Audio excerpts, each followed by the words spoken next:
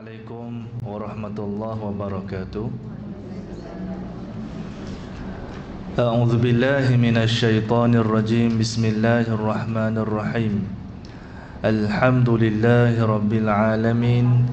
Wassalatu wassalamu ala asyrafil anbiya'i wal mursalin wa ala alihi wa sahbihi ajma'in.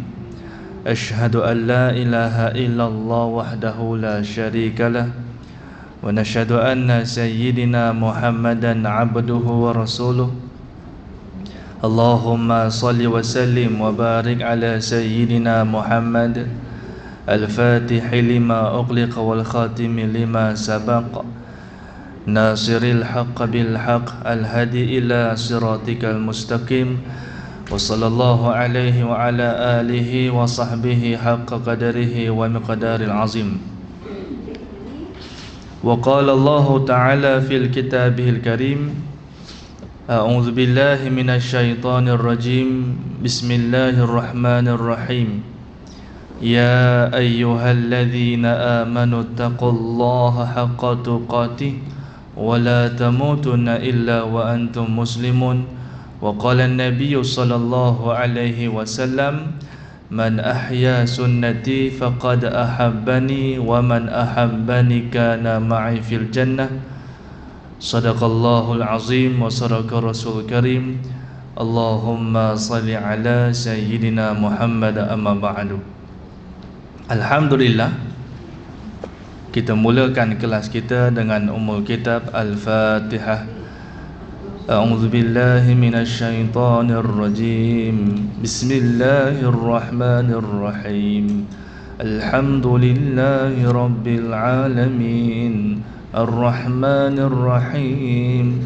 Maliki yaumiddin. Iyyaka na'budu wa iyyaka nasta'in. Ihdinas siratal mustaqim. Siratal ladzina an'amta 'alaihim ghairil maghdubi 'alaihim waladdallin. Amin. Alhamdulillah. Yang dimuliakan Tuan Pengurusi, Ketua AJK Muslimat, yang dimuliakan seluruh barisan kepimpinan Masjid Al-Irsyad, yang dimuliakan para hadirin, ibu-ibu yang dirahmati Allah Subhanahu wa taala sekalian. Ibu-ibu semua, apa khabar? Sihat? Alhamdulillah. Syukur kepada Allah. Allah bagi kita semua nikmat sihat. Pagi ini kita boleh lagi bertemu menjadi tetamu Allah Subhanahu wa taala. Kita hadir majlis ilmu ni, Allah yang pilih. Allah yang pilih kita semua pagi ni untuk duduk dalam suasana kebaikan.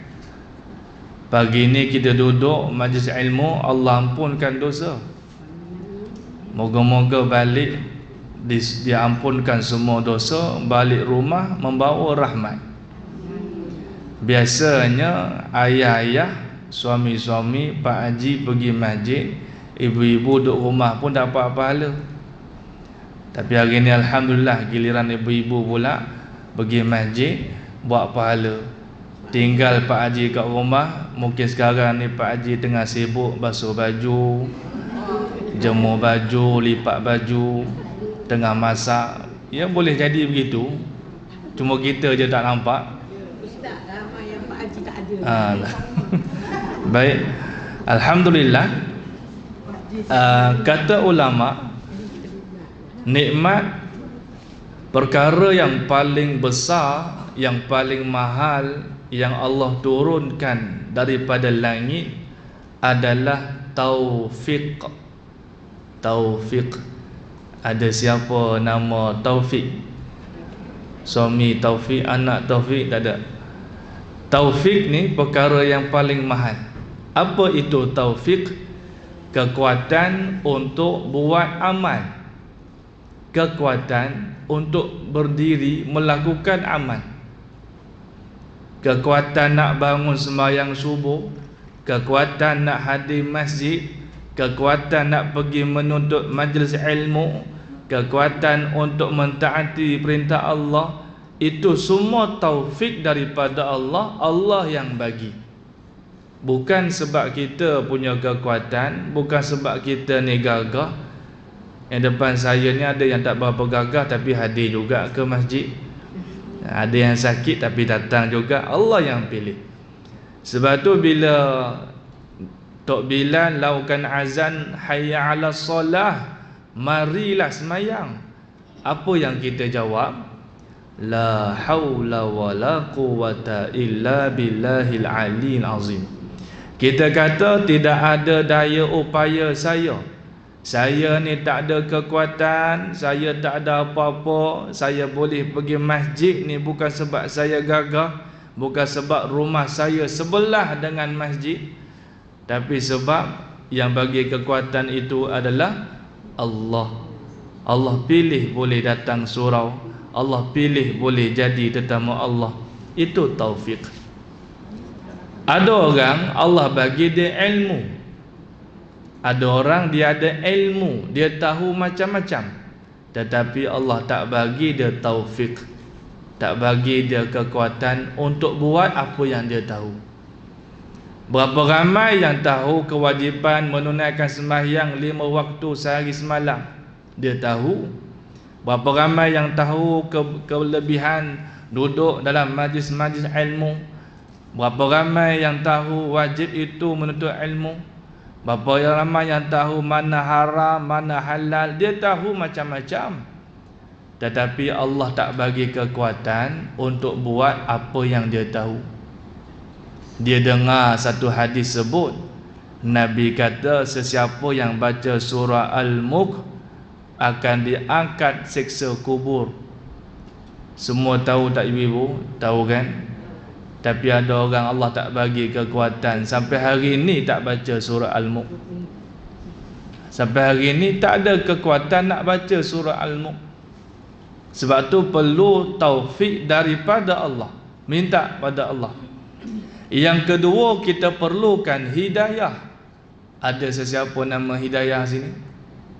Tak ada nama hidayah. Depan saya nama apa? Melur, bunga. Bukan hidayah tak ada. Baik, kita perlukan hidayah. Hidayah tu apa pula? Hidayah itu petunjuk jalan. Petunjuk jalan. Petunjuk jalan yang macam mana yang kita nak, ustaz? Yang kita minta sehari semalam dalam solat, ihdinas siratal mustaqim, jalan yang lurus. Tunjukkan kami jalan yang lurus ya Allah. Jalannya lurus macam mana? Minan nabiyyin was-siddiqin wasyuhada'i was-salihin. Jalan para nabi itu jalan yang lurus. Jalan para syuhada, orang yang berjihad di jalan Allah. Jalan orang-orang yang siddiq, orang yang benar. Jalan orang-orang yang soleh. Depan saya ni semua orang soleh. Soleh, solehah. Isteri misali, suami pun misali. Cuba tanya suami tengah buat apa sekarang ni? Tengah goreng nasi tu untuk anak-anak, untuk Allah Subhanahu Wa Taala. Baik, Allahumma shalli ala Muhammad. Maka perlukan taufik dan hidayah daripada Allah. Hari ini Allah dah bagi kita kekuatan, Allah bagi jalan yang benar. Kita duduk dalam majlis ilmu, kita minta Allah pimpin kita. Sampai bila minta taufik hidayah ni? Sampailah kita balik kepada Allah. Itulah penantian dalam kehidupan. Kita nak balik kepada Allah Subhanahu Wa Taala. Bila balik kepada Allah, Allah kata aku redha kepada kamu. Subhanallah. Itulah nikmat yang paling besar. Ulama kata hari yang paling menakutkan dalam hidup, hari yang paling menakutkan, yang paling mengerikan adalah hari yang mana kita semua akan berdiri depan Allah seorang-seorang. ikut giliran, seorang-seorang, nombor berapa pun tak tahu, seorang-seorang berdiri depan Allah. Pada waktu itu Allah buka semua rahsia-rahsia kita, rahsia tersembunyi, rahsia dalam bilik, rahsia dalam selimut, rahsia dalam telefon, rahsia dalam hati, semua Allah buka. Malu tengok. Dan kita cuma nak dengar satu saja jawapan daripada Allah, daripada dua jawapan. Nak dengar satu je. Kita nak dengar sama ada Allah kata aku redha kamu. Bila dengar Allah kata redha tu, walaupun tengok kat belakang dosa kita bukannya tak ada dosa, tapi bila kata Allah redha, tak pandang dosa ni, lapang kehidupan, seronok. Tetapi bila Allah kata kepada kita aku benci kamu, aku benci kamu, walaupun belakang kita pahala kita banyak, tapi Allah kata aku benci kamu, musnah kehidupan. Rasa tak nikmat. Allah tak pernah salah dalam berbicara, tak pernah pula Allah tarik balik kata-kata dia. Nak dengar satu jawapan je. Aduh, mata Allah Subhanahu Wa Taala. Segala rahsia kita Allah buka ke akhirat. Ada rahsia yang Allah buka, yang kita tengok buatkan kita malu. Tetapi ada rahsia-rahsia kita yang Allah buka, kita tengok membuatkan kita tersenyum-senyum. Senyum, suka tengok kita punya rahsia. Itu yang kita nak. Apa rahsia yang buatkan kita tersenyum ke akhirat? Boleh jadi kita bangun malam, qiyamul lail, tahajud, kita tak cerita ke orang, kita simpan, kita dengar Allah aja. Inilah rahsia yang buatkan kita tersenyum. Mata Allah Subhanahu Wa Taala. Boleh jadi kita satu hari itu kita pergi makan kat kedai, duduk tengah makan kat kedai, kita tengok satu meja, satu keluarga tengah makan, kita pun pergi kat kaunter, bang, tolong kira meja sana bang, saya belanja. Pernah buat begitu? Rasanya pernah. Bang, tolong kira meja sana bang, saya belanja. Tapi jangan kata saya, cakap hamba Allah belanja. Ni rahsia-rahsia yang Allah akan buka ke akhirat. Kita tengok jadi senyum, jadi senang, seronok tengok. Lepas ni saya ingat saya nak pergi kedai lah, pergi makan kejap, nak tengok ada tak. Kita jangan harap, jangan berharap begitu pula. Mentah-mentah hari ni orang dah belanja, selalu orang belanja. Allah tegur kita sebenarnya, hari ni orang bayar untuk kamu. Mana kata kita juga kena buat. Mana kata Allah nak bagi tahu kepada kita, nak buat ibadah ni mudah, senang. Tak payah nak daftar apa-apa, pergi kat kaunter, bang kira meja sana saya belanja. Ni esok kita pula buat. Bang, meja sana berapa bang? Kira saya belanja. Semua sekali 500. Makan apa tu? Saya tak jadilah. Kena tanya juga. Kena tanya, jangan tak tanya, ramai belanja kan. Baik. Dia tak jadi tawar pula nak sedekah. Jadi mudah nak buat ibadat. Itulah rahsia-rahsia yang Allah buka, buatkan kita jadi seronok. Tapi ada rahsia yang Allah buka, buatkan kita malu. Aku kata dalam hati pun Allah buka. Aku mengata dalam hati pun Allah buka. Benda ni aku simpan dalam handphone, siap buat password, orang tak tahu, Allah buka. Bayangkan. Jadi Allahumma salli ala Muhammad. Moga-moga suatu hari nanti kita balik pada Allah, kita dengar Allah kata kepada kita, aku redha kepada kamu. InsyaAllah di sinilah kita nak cari redha Allah Subhanahu Wa Taala atas dunia ni. Kita nak cari redha Allah. Antara caranya kita mentaati perintah Allah, tinggalkan segala larangan Allah Subhanahu Wa Taala. Kita ada satu musuh yang namanya iblis. Itulah tajuk kita pagi ni, iblis dan tipu daya. Iblis dan tipu daya. Siapa sini kenal iblis? Kenal lah tu. Siapa tak kenal iblis? Musuh kita yang nyata iblis. Musuh kita bukan jiran kita, bukan kawan kita yang tak sepahaman kita. Musuh yang nyata bagi kita adalah iblis. Apa masalah iblis? Dia mengingkari Allah Subhanahu Wa Taala. Dia ingkar. Kenapa iblis ingkar kepada Allah? Sebab hatinya ada sombong. Hatinya ada sombong. Baik, orang sombong ni, apa punca orang tu boleh jadi sombong? Antara sebab seseorang tu boleh jadi sombong, sebab dia rasa pada dirinya ada sesuatu yang istimewa. Kita rasa kita lebih daripada orang lain, mula rasa sombong. Iblis dia sombong bab ibadat. Dia sombong baru lepas ibadat. Bukan baru lepas buat maksiat. Iblis sombong dia lepas saja buat ibadat. Satu hari Allah perintahkan iblis dengan para malaikat pergi berperang bangsa jin atas dunia. Dulu di dunia ni, muka bumi ni, bangsa pertama yang hidup apa dia? Bangsa jin. Sebab tu dalam Quran kalau Allah nak sebut jin dan manusia, Allah mulakan dengan jin dulu. Tidaklah kami ciptakan jin dan manusia melainkan untuk beribadat kepada Allah Subhanahu Wa Taala. Allah mulakan jin dulu sebab jin makhluk pertama yang hidup di muka bumi. Allah perintahkan iblis. Iblis menjadi ketua bagi jemaah para malaikat. Dulu sebelum dia dilaknat, namanya Azazil. Ada nama anak Azazil di sini? Kok dia tak tahu Ustaz, nama anak saya Azazil? Kena tukar mata Allah Subhanahu Wa Taala. Baik. Allah perintahkan iblis menjadi ketua para malaikat. Tetapi iblis bukan malaikat. Iblis bangsa jin, malaikat bangsa daripada cahaya. Cuma iblis Allah lantik dia jadi ketua para malaikat sebab iblis ibadatnya bagus, ibadatnya hebat. Di ruang langit sana tidak ada satu ruang pun melainkan dahi iblis pernah menempel sujud kepada Allah.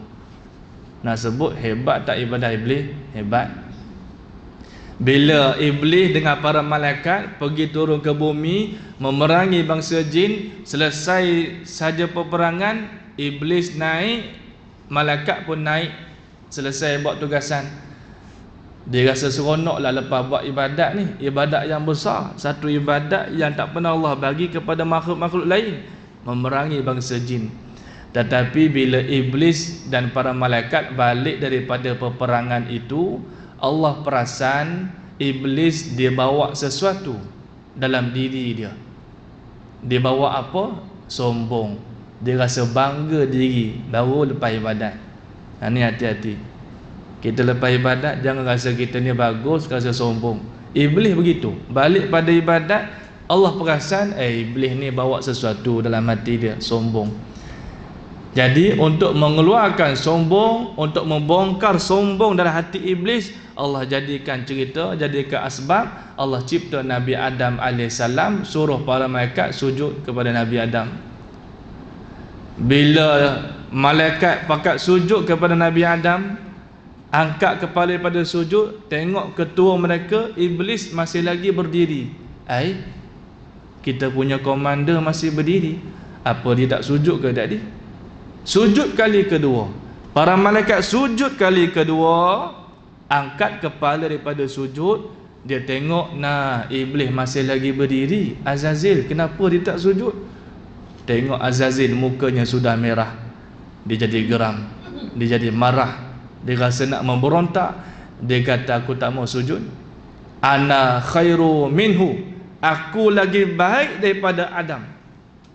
Inilah perkataan pertama iblis mengingkari Allah. Ana khairu minhu, ana, aku lagi baik daripada dia. Sebab tu ulama kata ini penyakit ananiah. Ananiah ni apa? Keakuan. Penyakit ananiah, penyakit keakuan. Bukan tak boleh sebut ana, bukan tak boleh sebut saya, bukan tak boleh sebut aku. Mana kata Sifat ananiah ni mana saja dia pergi, dia nak orang kenal dia. Dia nak cerita pasal dia.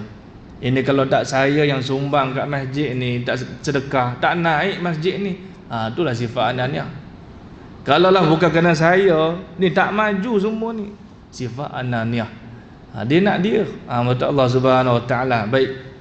Maka Allah laknat iblis. Namanya jadi iblis. Rupanya jadi hodoh, sehodoh-hodoh makhluk. Itu iblis. Kerana apa? Tak mau sujud pada Adam alaihissalam. Baik. Bila iblis tak puas hati, kalau iblis pun dikeluarkan daripada syurga, iblis dia azam, dia nak Adam pun keluar daripada syurga, dia buat satu muslihat, dia tipu Adam alaihissalam untuk makan buah apa namanya? Buah khuldi, buah kekal abadi katanya. Dipendekkan cerita, makanlah Nabi Adam buah khuldi. Maka Allah Subhanahu Wa Taala bagi hukuman. Hanya dengan satu kesilapan, macam-macam benda Allah tarik kepada Nabi Adam alaihissalam. Saya pernah sebut bulan yang lalu, bila kita buat satu salah, satu dosa, banyak nikmat Allah boleh tarik. Nabi Adam satu saja silap, Allah keluarkan dia daripada syurga. Duduk atas dunia, jarak syurga dengan dunia begitu jauh, hanya satu silap. Tapi pelik kita hari ni, syurga pun belum duduk lagi. Dosa kita bukannya satu banyak, agak-agak berapa jarak kita dengan syurga. Itu satu. Nabi Adam alaihissalam satu saja silap, Allah pisahkan dia dengan Hawa. Allah tarik nikmat pasangan suami isteri. Satu saja silap. Maka hari ni tak pelik kenapa kita suami isteri ada yang bergaduh, bertengkar, sampai berlaku cerai-berai. Puncanya apa? Dosa. Hanya dengan satu kesilapan ni, pakaian syurga ni Allah tak bagi Nabi Adam pakai pakaian syurga, turun ke dunia telanjang bulat. Maka hari ni sebabkan dosa-dosa kita, ada orang Allah dah tarik pakaian-pakaian syurga dia. Dulu bertudung labuh, pakaian labuh, hari ni Allah tarik sikit demi sikit, lah sekarang ni buka tudung pula. Apa punca? Dosa. Ada salah. Nabi Adam AS silapnya satu saja, makanan syurga Allah dah tak bagi dah, turun ke atas dunia apa ada makan. Maka hari ni jangan pelik kenapa rezeki kita kurang, gaji besar habis bayar hutang, rasa macam tak cukup. Punca apa dia? Dosa. Jalannya Nabi Adam dia istighfar pada Allah Subhanahu Wa Taala. Iblis ada salah dia, Nabi Adam pun ada melakukan sedikit kesilapan dia. Beza antara dua makhluk ni, Adam alaihissalam dia taubat kepada Allah. Bezanya Adam dia taubat. Kata Imam Ghazali, Allah terima taubat Nabi Adam alaihissalam. Kerana apa? Baik. Apa sebab Allah terima taubat Nabi Adam? Pertama, tengok kaedah Nabi Adam taubat macam mana. Yang pertama, Nabi Adam dia mengaku dia salah. Ada orang tak nak mengaku salah. Kalau kita nak taubat pada Allah, pertama sekali mengaku, ya Allah saya salah. Ya Allah saya salah, saya ada mencuri. Cerita ke Allah, jangan cerita ke orang. Dadah tangan, ya Allah saya buat salah malam tadi, saya tengok yang bukan-bukan, saya tengking suami saya salah. Cerita ke Allah. Jangan cerita kat Facebook, buka aib sendiri. Aib kita ni buka depan Allah je. Ni. Yang kedua, Nabi Adam, cara dia taubat, dia menyesal dengan dosa. Mesti menyesal. Musibah bagi orang mukmin, bila dia buat dosa tak rasa menyesal, tu musibah paling besar. Buat dosa, buat salah tak rasa, tu salah. Nabi Adam yang kedua dia menyesal. Yang ketiga, ketiga ni kita jarang buat. Cara Nabi Adam taubat, serta dia mencela dirinya sendiri. Mencela diri. Nak berdoa, adab doa kita dengan Allah ni, kalau boleh kita cela diri depan Allah. Macam mana cela diri? Ya Allah, saya ni hina, saya ni kotor, Saya ni banyak dosa, hina diri. Jangan kita tak mau hina diri depan Allah ni, kata ya Allah saya dah semayang, saya Quran banyak saya baca, tadi baru sedekah saya, banyak benda saya buat. Cerita ke Allah buat apa? Walaupun kita buat dan dalam doa kita hina diri depan Allah. Itu cara Nabi Adam. Apa Nabi Adam doa? Rabbana zalamna anfusana wa illam taghfir lana wa tarhamna lanakunanna minal khasirin. Ni cara Nabi Adam doa. Yang pertama dia kata apa? Rabbana, wahai Tuhan kami, zalamna anfusana, kami zalim dengan diri kami ya Allah. Hina diri. Kami zalim, kami kotor, kami hina, kami jahat. Wa illam taghfir lana, kalaulah kau tak ampunkan kami, wa tarhamna, tidak kau rahmati kami, lanakunanna minal khasirin, kami jadi rugi ya Allah.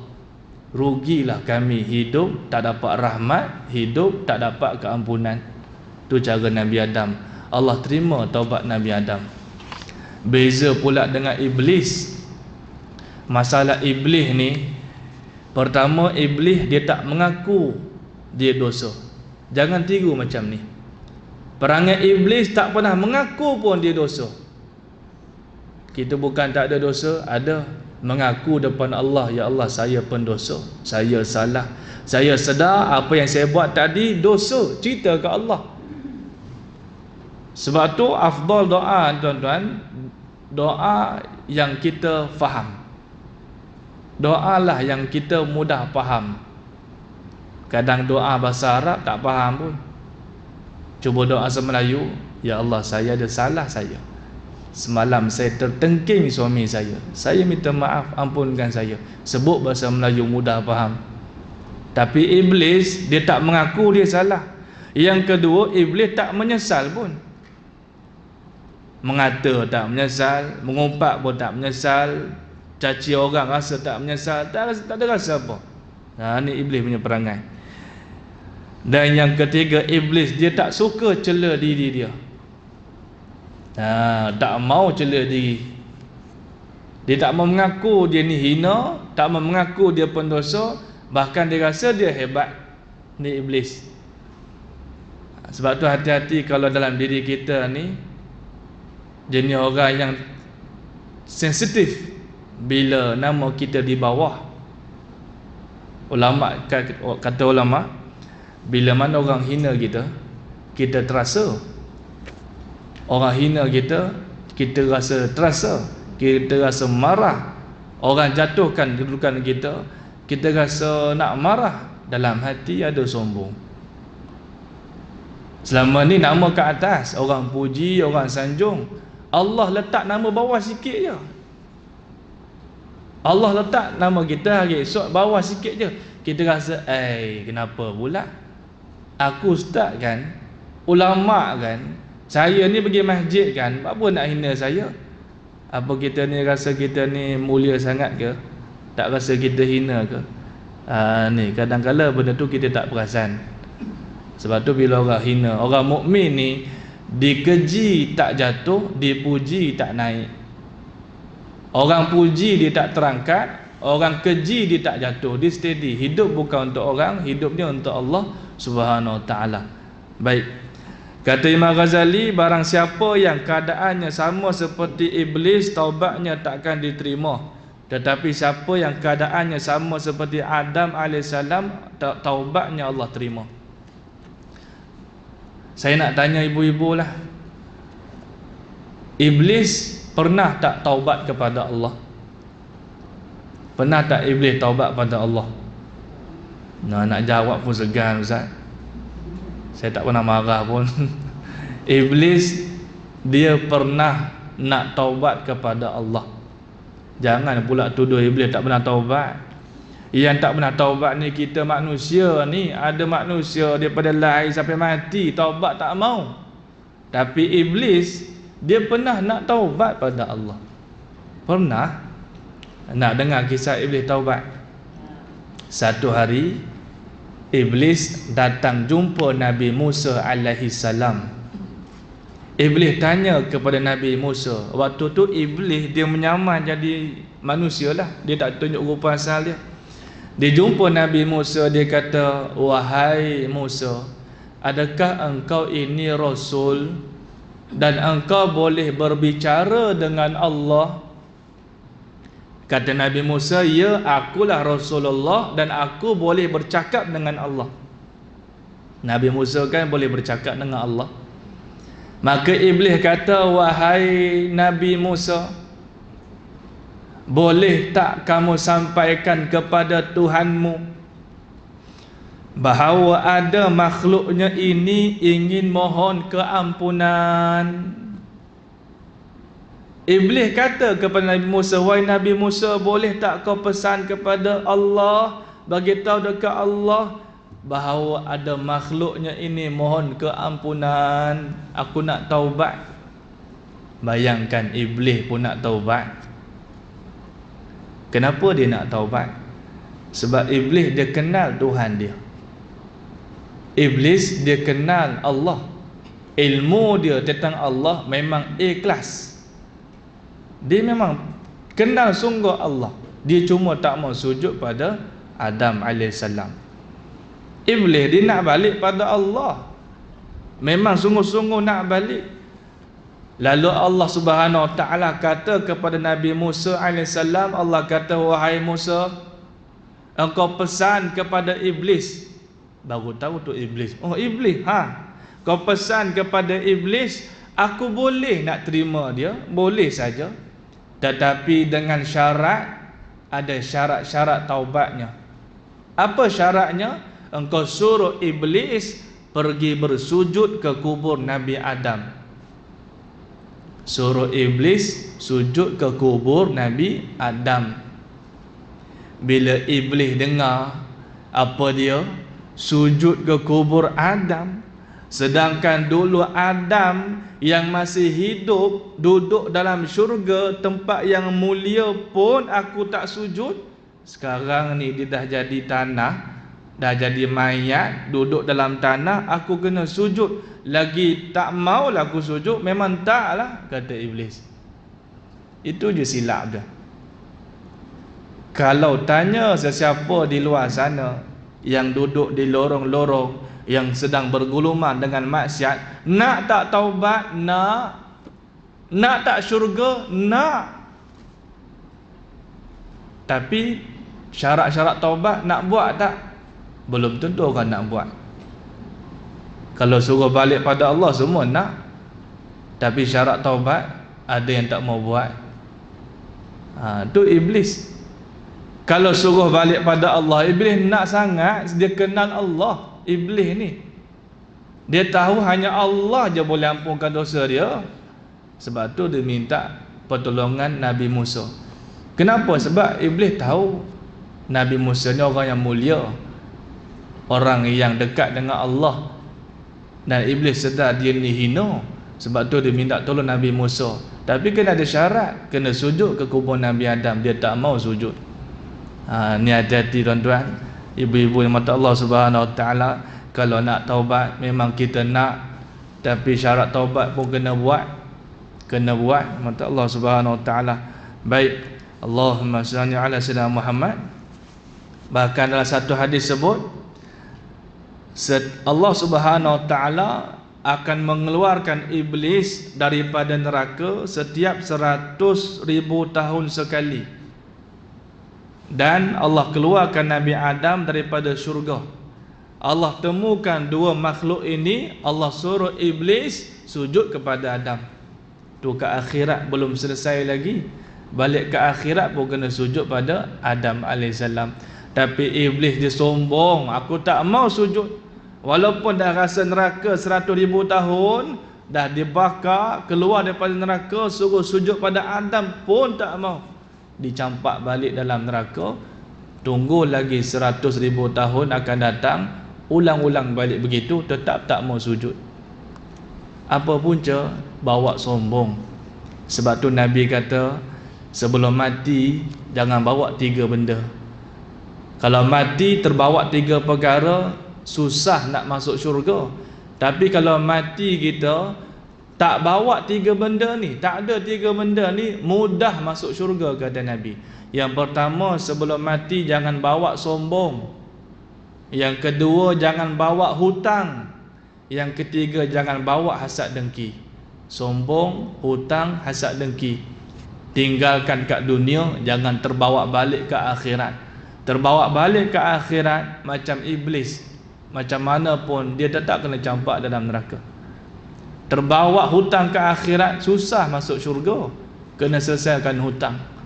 Sebab tu tinggalkan kat dunia, selesaikan di dunia. Baik, kita nak tengok tipu daya iblis. Iblis sebelum dia diturunkan ke dunia, dia buat permintaan kepada Allah. Dia buat permintaan kepada Allah. Apa kata iblis? Iblis kata, ya Allah, aku dikeluarkan daripada syurga sebabkan Adam ni. Aku tak boleh menguasai dia kecuali dengan kekuasaan daripadamu. Kau bagilah aku kekuasaan. Iblis minta kuasa dengan Allah. Ya Allah, bagilah aku kekuasaan, aku nak kuasa. Nampak tak? Iblis nak kuasa, minta siapa? Allah. Tapi kita manusia nak kuasa, minta siapa? Ada beza kan? Iblis nak kuasa, minta Allah. Sebab apa? Sebab dia tahu yang boleh bagi dia kekuasaan hanyalah Allah. Ya Allah, kau bagi aku kekuasaan. Allah kata pada iblis, wahai iblis, kamu aku berikan kekuasaan, yakni terhadap anak-anak Adam, boleh kau nak hasut ke apa, tetapi tidak padanya para nabi. Terpelihara padanya para nabi. Para nabi tak boleh. Nabi-nabi, iblis tak boleh hasut. Iblis tak boleh hasut buat jahat kepada para nabi. Kita ni nabi ke? Bukan. Kita ni lagi mudah iblis nak hasut. Siapa yang bagi kebenaran untuk iblis buat kejahatan, iblis masuk kita? Allah bagi kebenaran. Dia nak, Allah izinkan. Kemudian iblis minta lagi, ya Allah tambah lagi, apa lagi kebolehan aku? Allah kata, wahai iblis, tidak lahir daripada anak Adam, melainkan kamu pun memiliki anak sama seperti itu. Bila kita lahirkan anak, bila kita dapat baby, iblis pun akan lahirkan anak, rupa dia sama macam baby kita, rupa sama macam kita. Itulah namanya apa? Qarin. Tak ingat kita ada qarin? Kat mana tu dah tinggal? Lupa dah. Tinggal kat rumah ke apa? Kita semua ada setan kecil namanya qarin. Ni qarin. Kerja qarin ni apa dia? Hasut buat jahat. Hasut buat jahat. Tinggalkan amal, bisik. Dia bisik kita untuk buat jahat tu, qarin tu. Rupa dia sama macam kita. Sebiji macam kita. Nikmat Allah Subhanahu Wa Taala. Sebab tu kadang kalau orang kata, ustaz, Kak Limah tu, arwah Kak Limah tu dah lama mati dah, tapi kenapa nampak macam kelibat dia kat rumah lama tu, duk nyanyi enjik semut. Rupa sama macam dia. Itulah qarin. Kita mati, dia tak mati. Itu qarin kita, mata Allah Subhanahu Wa Taala. Ni bila kita lahir saja, Allah kata tak lahir anak Adam, melainkan engkau pun akan lahir anak sama seperti itu. Dan Allah kata pada iblis, wahai iblis, dada-dada anak Adam adalah tempat bagi kamu. Kamu berjalanlah di situ mengikuti aliran darah. Iblis berjalan, setan jalan ikut mana? Saluran darah kita ni. Sebab itulah tuan-tuan, ibu-ibu, kita kena banyakkan puasa. Jaga makan minum. Puasa ni dapat memanaskan iblis daripada nak suka-suka masuk dalam darah kita. Ni kan ada orang kata pula, ustaz, Pak Haji dia jantung tersumbat, darah sumbat, mana kata iblis pun tersumbat ke ganda tu? Dia bukan begitu, mata Allah. Kerja dia masuk ni, dia cocok jantung hati kita ni, dia ada belalai macam nyamuk. Dia cocok hasut untuk buat jahat. Makin lama hati makin bengkak, makin jadi keras hati. Itu kerja iblis. Maka halaulah dia dengan banyakkan puasa hati, banyak ingat Allah Subhanahu Wa Taala. Baik, Allah Subhanahu Wa Taala bagi iblis macam-macam. Iblis minta macam-macam. Nampak tak? Allah Subhanahu Wa Taala bila ada hamba minta, Allah bagi. Hatta iblis minta dengan Allah pun Allah bagi. Hari ni kita minta tak yakin dengan Allah. Kita minta dengan Allah macam tak yakin. Tapi iblis dia yakin Allah boleh kabulkan permintaan dia. Allah bagi kat iblis. Allah kata, Iblis, engkau tolonglah anak Adam dengan pertolongan orang yang berjalan kaki, orang yang berkenderaan. Kau bersekutulah kepada mereka dalam mencari harta. Ni cara iblis ni. Harta pun dia boleh rosakkan kita. Berapa ramai orang yang kata hari ni, kalau saya tak kerja, matilah keluarga saya. Kalau saya tak kerja, macam mana keluarga saya nak hidup? Ada tak orang sebut macam ni? Ramai. Tapi dia tak sedar perkataannya itu telah mensyirikkan Allah. Kerja-kerjalah, tapi jangan sebut begitu. Jangan pula kata kalau saya tak kerja, mati anak-anak saya, mati keluarga saya. Ini perkataan mensyirikkan Allah. Allah yang menghidupkan, Allah yang mematikan. Berapa ramai orang yang tengah-tengah kerja, tengah sibuk kerja, dapat panggilan, bang, abah dah meninggal. Meninggal? Kan dah kerja kan? Ingat kerja tak meninggal. Meninggal juga. Dalam mata Allah Subhanahu Wa Taala. Ni hati-hati. Permainan iblis begitu. Macam-macam Allah bagi kepada iblis. Wahai iblis, engkau buatlah mereka menunda-nunda taubat. Menunda taubat pun merupakan tipu daya iblis. Bukan tak nak taubat, nak taubat. Bukan tak nak ganti solat-solat yang tinggal tu, nak ganti. Yang zaman-zaman bujang lu, niat memang nak ganti dah. Tapi setan bisik, nanti dulu. Nanti dululah, buat benda lain dulu. Ni tipu daya iblis. Dia pujuk kita biar berhutang. Balik ke akhirat payahlah ada hutang. Mata Allah Subhanahu, buat sikit-sikit. Buat sikit-sikit. Lepas setiap kali sembahyang fardu, bangun satu fardu. Mata Allah Subhanahu ganti. Buat sikit-sikit. Bukan suruh buat sekaligus, letih kita. Ni. Last sekali Allah kata kepada iblis, wahai iblis, engkau buatlah apa saja yang kau nak. Dia ada banyak, saya pendekkan. Wahai iblis, engkau buatlah apa saja yang kau nak. Allah bagi iblis kuasa besar. Iblis bila dengar kata, buat apa saja yang nak, sukalah dia. Sukalah dia nak asuk kita. Datang daripada kanan, daripada kiri, atas, bawah, sebagainya, depan, belakang, dia boleh datang. Mata Allah Subhanahu Wa Taala. Dalam Quran kan sebut, iblis dia janji dia akan mendatangi anak Adam daripada kanan mereka, daripada kiri mereka, daripada depan mereka, dan daripada belakang mereka. Tetapi iblis tak sebut mana tempat. Atas dengan bawah dia tak sebut. Ada perasan? Iblis kata, aku janji nak sesatkan anak Adam. Aku akan datangi mereka daripada depan mereka, daripada belakang mereka, daripada kanan mereka, daripada kiri mereka. 4 penjuru je. Tapi ada 2 dia tak sebut, atas dan bawah. Mana kata jalan kita nak keluar daripada hasutan iblis. Atas minta kepada Allah, doa pada Allah. Bawah banyakkan sujud kepada Allah Subhanahu Wa Taala. 2 jalan ni iblis tak boleh kacau. Ni. Baik. Kemudian iblis sudah minta macam-macam, Allah bagi. Kali ini Nabi Adam pun minta. Ini bahagian kita. Nabi Adam minta, ya Allah, engkau bagi iblis kekuasaan. Engkau bagi iblis kekuatan ke atas anak-anak aku. Aku tak boleh cegah iblis melainkan pertolongan daripada engkau. Maka tolonglah kami. Macam mana cara nak menghalang daripada godaan iblis? Maka Allah berfirman kepada Nabi Adam, wahai Adam, tidak lahir seorang anak daripada kamu kecuali aku serahkannya kepada malaikat yang menjaganya. Ini kata Allah. Tadi kan iblis bila kita lahir anak, iblis akan lahir anak rupa macam kita. Tetapi jangan kita lupa, bila kita lahir anak, Allah hantarkan malaikat yang jaga anak kita daripada kecil sampai sekarang ni, dijaga kita. Kerjanya apa? Bisik buat baik, buat baik.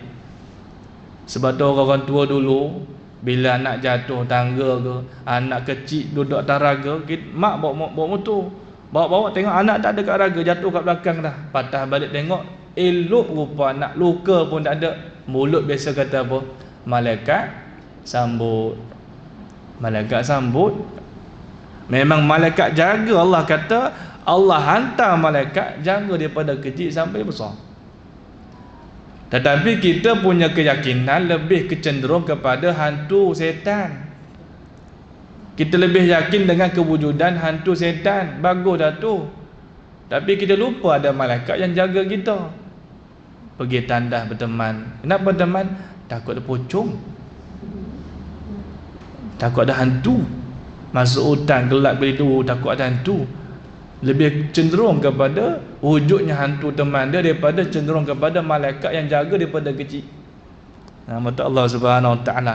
Kemudian Nabi Adam minta lagi, ya Allah, tambah lagi apa lagi yang kau nak bagi kepada kami anak Adam. Maka Allah kata, wahai Adam, aku memberikan kebaikan 10 kali ganda. Anak Adam bila buat baik, Allah gandakan dengan 10 kali ganda. Ini kelebihan kita.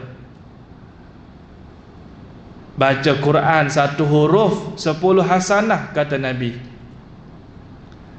Berselawat sekali ke atas Nabi, Allah selawat 10 kali ke atas kita. Digandakan dengan 10 kali. Baik, Nabi Adam rasa nak minta lagi. Iblis minta macam-macam tadi kan. Ya Allah, tambah lagi. Aku nak lagi benda yang boleh selamatkan anak Adam. Allah kata, wahai Adam, aku tidak akan cabut taubat daripada anak Adam selama mana roh melekat pada badan. Allah tak cabut taubat kita selagi mana kita masih hidup. Ada peluang nak taubat. Jangan pernah kata terlambat. Selagi bernyawa, Allah terima taubat. Adam minta lagi, ya Allah, ada lagi tak yang kau boleh bagi kepada anak Adam? Allah kata, wahai Adam, aku akan mengampunkan dosa-dosa anak Adam tanpa merasa peduli. Aku ampunkan tanpa aku merasa peduli. Mana kata aku tak kisah dulu mereka macam mana jahat pun. Bila Nabi Adam dengar tawaran macam ni, Nabi Adam rasa suka. Adam kata, ya Allah, cukup, ini dah cukup. Apa dia? Allah bagi pengampunan tanpa merasa peduli. Nabi bersabda, lau balaghat dhunubuka ananas sama, walaupun kamu bawa kepada aku dosa kamu setinggi langit sekalipun, thumma astaghfartani, lalu kamu istighfar minta ampun kepadaku, ghafartu lakum wala ubali, aku ampunkan semua dosa kamu dan aku langsung tak peduli berapa banyak dosa pun kamu bawa padaku. Ini Allah. Allah kalau nak muliakan kita, Allah tak pernah pandang siapa kita dulu. Allah kalau nak tarik kita duduk depan sekali jadi imam, Allah tak tengok kamu dulu siapa. Tapi manusia hari ni dia tengok siapa kita dulu. Bila kita minta kerja, bos tengok kita punya resume kita, dia tengok kamu ni dulu ada rekod jenayah. Bila kata kamu ada rekod jenayah, orang terima kita tak? Tak terima. Sebab apa? Mereka pandang siapa kita dulu. Tapi Allah tak pandang siapa kita dulu. Bayangkan. Baik, bila Nabi Adam berpuas hati dengan tawaran yang Allah bagi, Iblis dia nak tambah lagi, tuan-tuan, ibu-ibu. Ingat dah habis dah kuliah ni. Iblis minta lagi. Iblis kata, ya Allah, aku nak tambah lagi lah. Tapi Allah kabulkan. Nah ni, Tak malu minta dengan Allah.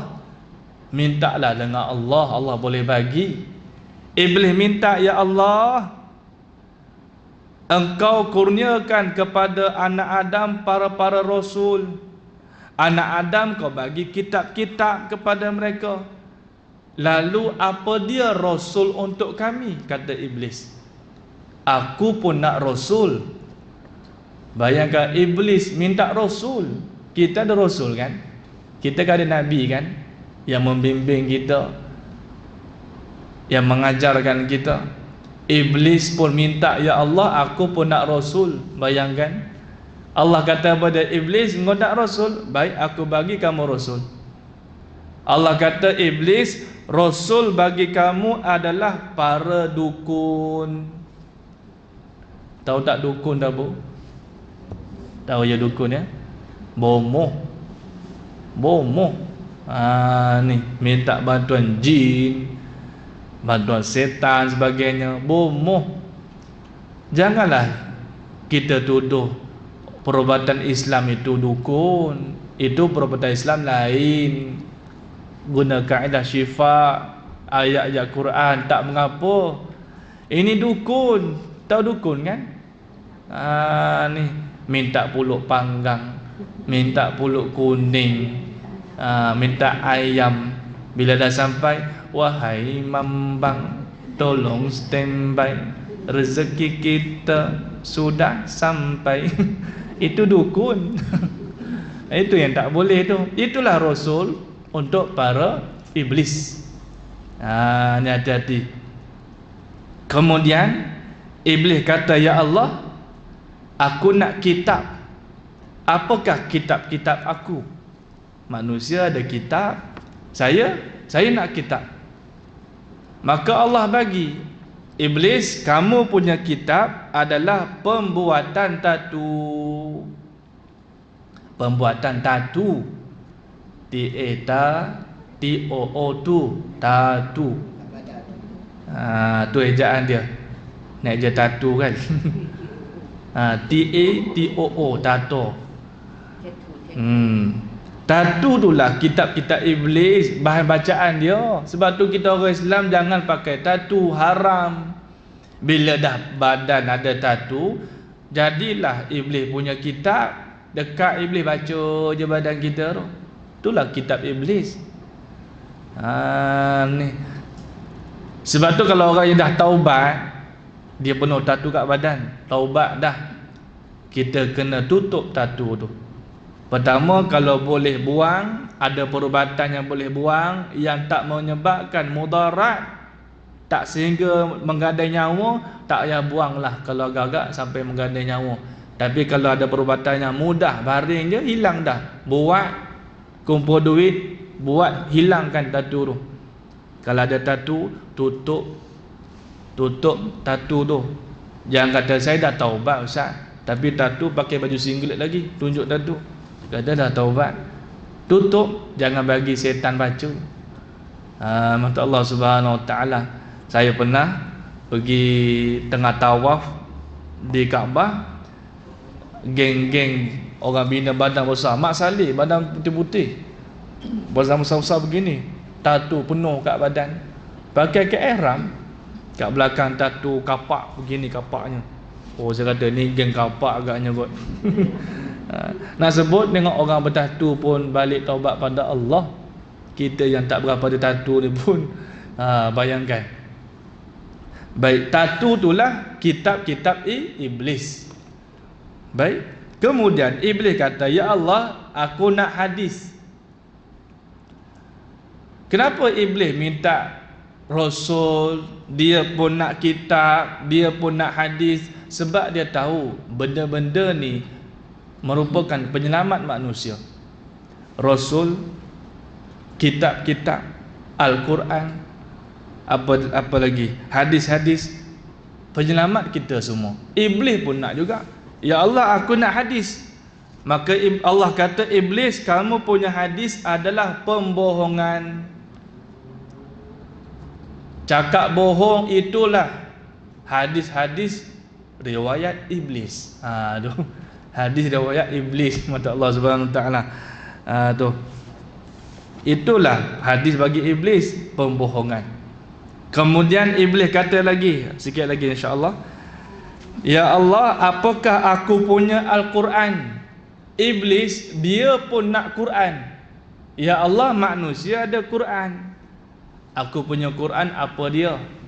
Allah kata kepada iblis, wahai iblis, kamu punya Quran adalah syair-syair, lagu-lagu.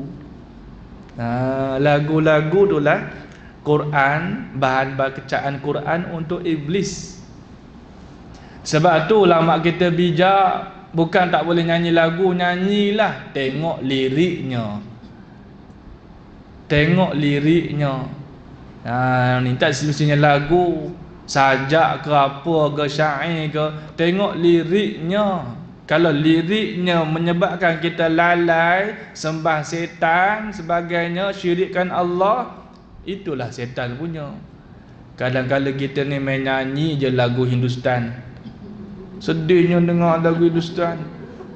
Sekali tengok dia punya terjemahan, dia sembah dewa dia rupanya, sembah Buddha dia rupanya. Bayangkan, nak nyanyi-nyanyilah lagu yang bermanfaat. Sambil-sambil bawa kereta, senangnya dalam hati kalau beristeri dua, kan bagus. Begitu contoh. Ni dengar tu, nanti sampai pinggan nanti. Baik, lagu-lagu yang bagus tak apa. Ini lagu yang lalai, tak kena dengan umur, gigi dah tak ada tapi nyanyi I want nobody but you, gigi tak ada dah. Baik contoh, ni syair-syair tu lagu-lagu setan semua tu. Yang lalai je. Jangan anggap semua lagu. Boleh lagu nasyid, ingat pada Allah, ingat pada Rasul, boleh. Mata Allah Subhanahu Wa Taala. Baik, ini lagu-lagu maksiat, bila dengar rasa macam nak berjoget, nak bercium, bermaksiat, itulah kena hati-hati. Kemudian itulah Quran bagi iblis. Iblis minta lagi pada Allah. Ni bukan saya katanya, ini kitab Mukasyafat Al-Qulub bagi Imam Al-Ghazali rahimahullah taala. Baik, kata iblis, ya Allah, aku nak muazzin, aku nak Tok Bilal. Orang lain ada Tok Bilal, aku pun nak Bilal, nak muazzin. Iblis minta. Lalu Allah kata kepada iblis, wahai iblis, kamu punya muazzin adalah seruling. Tahu tak seruling? Yang macam ni lah, tuan-tuan duk tiup seruling. Baik, bukan tak boleh main seruling, boleh. Sebab tu kita ni alhamdulillah, ulama kita bijak melahirkan anak-anak murid yang cerdik, fikir macam mana seruling ni jadi orang Islam punya. Jangan bagi setan, kita yang ambil, kita ubah lagu dia. Ada lagu seruling kita dengar, buatkan hati kita sayup nak taubat pada Allah. Ada kan? Ada dengar bunyi al seruling, tapi bunyinya mah teringat kepada taubat.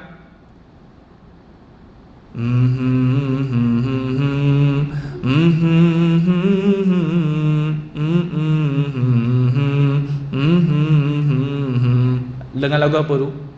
Astaghfirullah Rabbal baraya, astaghfirullah minal khataya.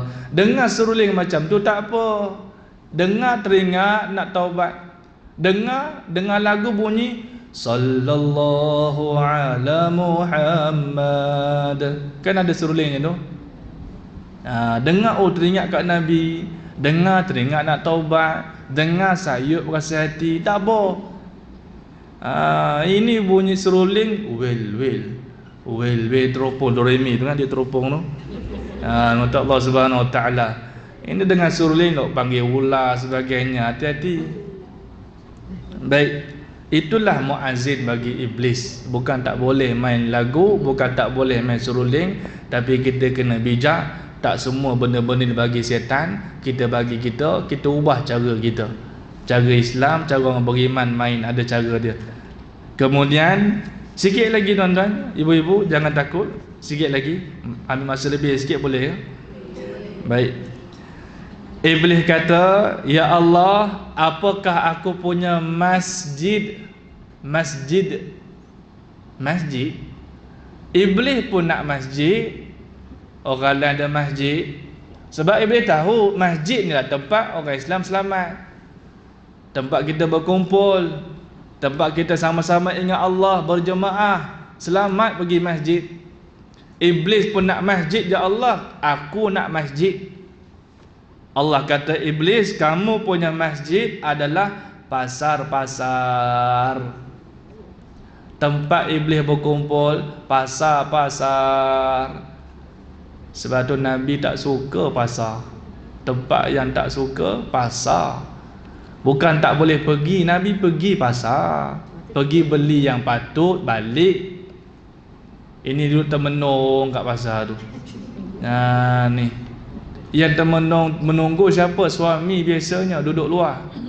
Suami duduk kat luar tu sambil duduk main kereta yang gerak-gerak tu. Tunggu isteri yang masuk dalam. Biasa begitulah. Lagi-lagi kedai RM2, hati-hati, nampak jaga RM2, sekali scan semua dah timbang banyak, lebih makan ratu juga. Jangan terpedaya rahmat Allah Subhanahu Wa Taala.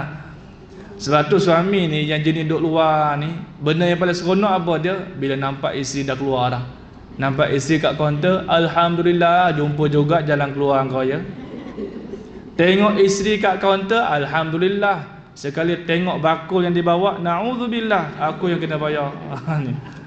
Biasa begitulah. Pergi pasar ni, pergi balik lah. Jangan lama-lama. Bukan tempat untuk berlama-lama bagi orang mukmin. Nabi pergi pasar, beli yang patut. Nabi pergi pasar, Nabi tegur sahabat-sahabat orang Islam yang meniaganya tak jujur. Ada kurma atas kering, bawah basah, timbang lain harga nanti kan. Nabi tegur. Ni boleh pergi pasar. Tapi bukanlah tempat kita untuk berlama-lama di situ. Sebab pasar ni tempat orang yang membesar-besarkan makhluk. Kurang orang besarkan Allah di pasar. Banyak besarkan makhluk kan. Besarkan produk, besarkan barang, besarkan harga sebagainya. Jarang orang besar-besarkan Allah. Jadi pasar ni tempat-tempat masjid bagi syaitan. Kemudian Iblis minta lagi, sikit lagi tuan-tuan ibu-ibu, jangan takut ni nampak ni. Ni kan kosong dah ni. Bawah ni kosong. Ayatnya pendek-pendek, saya dia yang banyak bebelnya. Baik. Iblis minta lagi, ya Allah, apakah aku punya rumah? Aku pun nak rumah. Orang lain ada rumah PPR, rumah macam-macam rumah. Rumah Selangor sebagainya. Aku nak rumah. Allah kata Iblis, tengok Iblis tuan-tuan. Iblis nak rumah minta siapa? Minta Allah. Kita nak rumah minta siapa? Cari orang dulu. Iblis nak rumah cari Allah. Bukan nak kata Iblis baik, Iblis jahat sungguh. Nanti kan ibu-ibu salah sangka, Ustaz baik juga budak Iblis tu ya, boleh buat menantu. Bukan begitu. Nak sebut Iblis ni, walaupun begitu, kenapa kita dah jauh? Iblis nak rumah minta Allah. Allah kata Iblis, kamu punya rumah adalah tandas. Tandas itulah rumah Iblis, rumah setan. Bukanlah saya nak suruh ibu-ibu balik rumah hancurkan tandas, robohkan tandas, bukan begitu. Nak buang kat mana nanti? Kena ada tandas. Tetapi bukan tempat untuk kita berlama-lama. Ni kadang duduk tandas bawa handphone, habis 2-3 movie baru keluar. Bayangkan 2-3 cerita habis baru keluar masuk tandas. Tandas ni tempat setan. Ni bukan tempat yang kita boleh lama-lama. Sebab itulah kita nyanyi dalam tandas sedap. Menyanyi kat tandas sedap. Keluar tandas tak sedap suara. Dalam jamban sedap pula suara. Sebab apa? Berduet dengan setan. Gurau saja, tapi memang tempat setan. Sebab tu sahabat Nabi, ada sahabat Nabi ni yang lidah dia tak henti-henti berzikir pada Allah. Di luar lidah tak henti sebut la ilaha illallah, la ilaha illallah. Bila sahabat nak masuk dalam tandas, sahabat ni akan ambil batu-batu kecil letak bawah lidah, baru dia masuk tandas. Apa tujuan? Supaya lidah dia tak bergerak berzikir pada Allah. Dah keluar tanah baru dibuka, lidah sama balik zikir la ilaha illallah, macam enjin dia punya lidah. Tapi kita hari ni, Pak Haji hari ni masuk tandas bukan letak batu kat mulut, letak apa? Rokok. Ni. Letak rokok. Bila ditanya kenapa tak rokok? Supaya kami tak berzikir ustaz. Pula tuan-tuan. Pandai je pusing. Bagi makan jin pula dalam tandas. Asap kan makanan jin. Tandas ni bukanlah tempat berlama-lama. Itu rumah syaitan. Iblis tanya lagi, ya Allah, 1, 2, 3. Lagi 3 lagi. Lagi 4 lah. Mata Allah Subhanahu wa taala. Pendek-pendek je ni, jangan risau. Lebih kurang dalam pukul 12 kita habis. Tak adalah. Iblis kata, ya Allah, apakah aku punya makanan? Apakah aku punya makanan? Ya Allah, nanti saya turun kat dunia nak makan apa? Iblis nak makan pun minta Allah. Kita nak makan, cari masuk dapur, buka tudung saji. Buka tudung saji tak ada makanan, kita marah. Tapi iblis nak makan, minta siapa? Allah. Ya Allah, saya nak makan apa ya nanti? Allah kata, iblis, kamu punya makanan adalah yang tidak disebut padanya nama aku. Makanan yang tak disebut nama Allah. Makan tak baca bismillah, makan tak sebut nama Allah, jadi makanan iblis. Walaupun makanan itu dimasak oleh imam besar Masjid Al-Irsyad sekalipun, imam besar masak, disiap zikir-zikir lagi masak, tapi sampai kat mulut kita mengap je, bismillah apa pun tak ada, makan dengan iblis. Jadi makanan setan. Sebab tu makan sebutlah nama Allah, bacalah bismillah, sebut nama Allah, tak jadi makanan setan. Jangan membazir, jangan tinggal satu pun untuk setan. Kita makan mata Allah Subhanahu wa taala. Baik, iblis tanya lagi, ya Allah, apakah aku punya minuman? Aku nak minum apa nanti ya Allah? Minum pun minta Allah. Kita minum buka peti ais, cari benda dulu, tak ada baru minta Allah. Iblis nak minum minta Allah. Allah kata, iblis, kamu punya minuman adalah segala yang memabukkan. Segala yang memabukkan itulah haram. Tak semestinya air minuman yang tidak ditulis halal itu saja mabuk. Ada juga minuman yang halal, tapi bila salah guna minum lebih-lebih jadi mabuk, berbuih mulut, itu jadi haram juga mata Allah Subhanahu wa taala. Ni antaranya minum tuak, bukan tak boleh, tapi dah minum 2-3 geleng mabuk lah. Ketum, bukannya tak boleh, boleh. Ada sini ada pernah minum ketum, sila turun tangan. Nah, semua minum ketum. Orang-orang tua dulu, orang kampung, ketum buat untuk tenaga. Dia buat lembut cair lah. Bukan macam orang-orang KL yang jahat-jahat ni, buat untuk mabuk. Orang dulu minum ketum cair, lepas minum pergi sawah, pergi padi, minum getah, tenaga. Orang kita minum ketum jadi pekat, nak campur dengan kola lah, ubat batuk, macam-macam lah campur. Itu bukan nak pergi sawah, itu nak pergi bulan. Nak pergi bulan kalau dah minum begitu. Jadi benda yang memabukkan itulah makan minuman syaitan. Yang terakhir, last dah. Yang terakhir, iblis kata, iblis minta pada Allah, ya Allah, apakah aku punya senjata? Senjata aku apa dia? Senjata. Manusia ada senjata, ada bom, ada atom, ada nuklear, ada keris, ada penyapu, macam-macam senjata tu.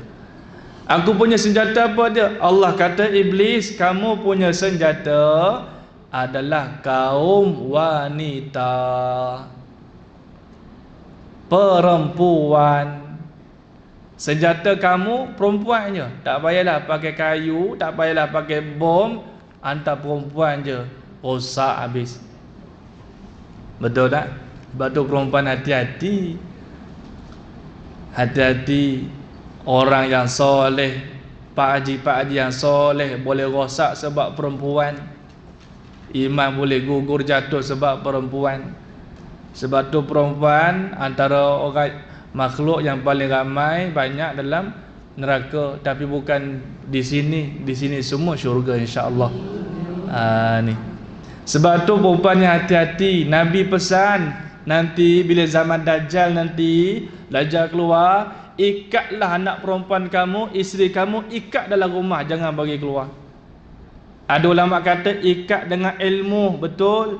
Ada ulama kata ikat dengan tali, memang ikat sungguh, pun betul. Sebab zaman tu kaum perempuan sungguh-sungguh nak keluar rumah jumpa Dajjal. Memang nak keluar.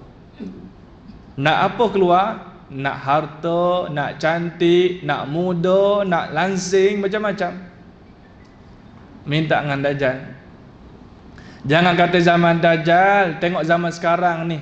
Bila artis-artis luar negara, K-pop, K-pop sebagainya, apa benda pun tak tahu, turun ke airport Malaysia, turun ke KLIA, siapa dulu yang serbu? Perempuan. Berkerumun perempuan, lelaki malas layan. Perempuan semua berkerumun. Mak kata jangan pergi, kau pergi juga. Nak pergi juga, tak sempat ikat pergi. Apa tujuan? Nak ambil gambar, nak selfie, tak kenal pun. Bayangkan, belum lagi Dajjal keluar. Belum lagi Dajjal keluar. Dajjal keluar bukan hanya bagi ambil gambar aja, harta dia boleh bagi. Suami mati, suami dia boleh hidupkan. Ni Dajjal. Nak cantik, cantik dia boleh bagi. Ni bayangkan, itulah senjata bagi iblis. Maka kita ni jagalah diri kita, khususnya kaum wanita semua sekali lah. Kita minta Allah pelihara kita daripada hasutan iblis. Moga-moga Allah Subhanahu Wa Taala melindungi kita sehinggalah kita balik pada Allah Subhanahu Wa Taala. Dan moga-moga yang berhimpun pada pagi ini semuanya dihimpunkan kembali oleh Allah di dalam syurga Allah Subhanahu Wa Taala. Amin ya rabbal alamin. Itu sahaja yang boleh sampaikan kepada jemaah sekalian. Mohon maaf masa terlebih, dah 11 suku dah, 16 minit. Moga-moga Allah terima kita semua insya-Allah. Aqulu qali hadza astaghfirullahalazim wa lakum. Wassalamualaikum warahmatullahi wabarakatuh.